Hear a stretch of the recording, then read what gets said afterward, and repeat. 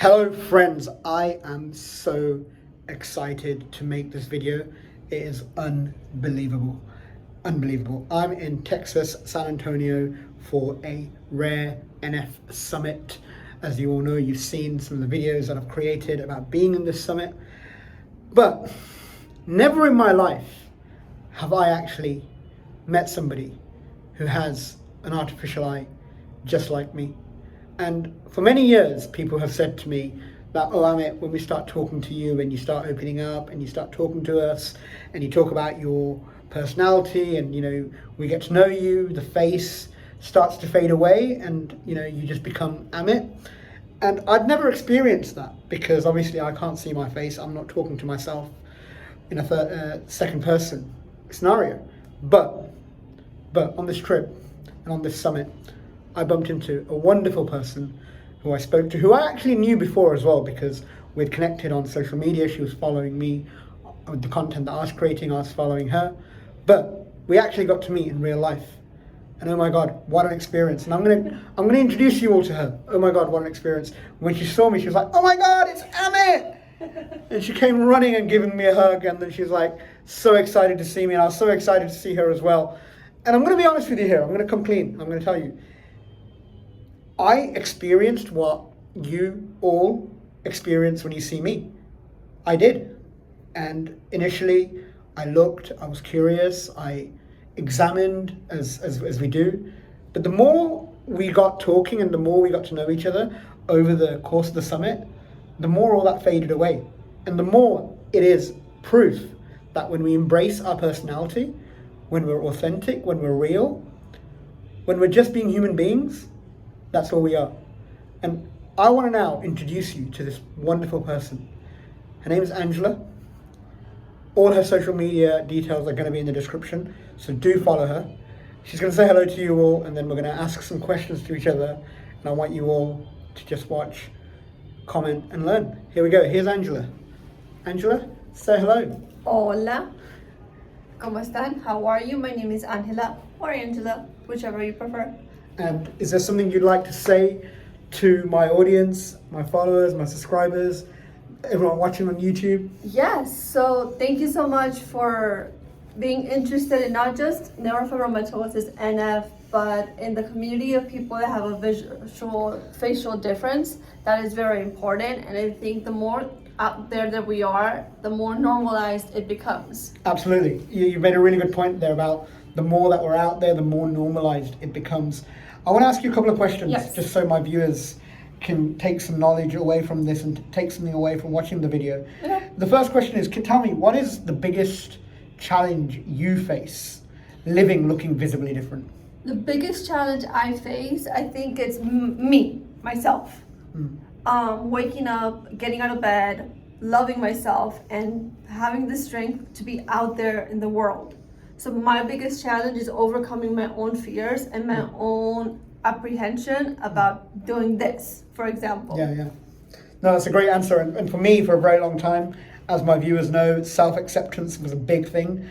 But when you truly learn to accept yourself, when you truly learn to embrace who you are, accept who you are, love who you are, that's when things start to become beautiful. That's when the world starts to become beautiful. We all live in this illusion that we need to be liked and validated by others. But when we validate ourselves, when we like ourselves, when we accept ourselves, nothing else matters. Regardless of a condition or not, regardless of a disability or not, we all struggle with insecurities. We all struggle with confidence. And we all struggle with this battle in our mind about what other people are thinking about us. The sooner we start to think about what we think about ourselves, the easier it becomes. I want to ask you another question. If there was something that you want to say to my viewers, Angela, about confidence, about being ourselves, what is it? What's that one thing that you'd say to them? That's a difficult question because I think confidence comes obviously from the inside. Yeah.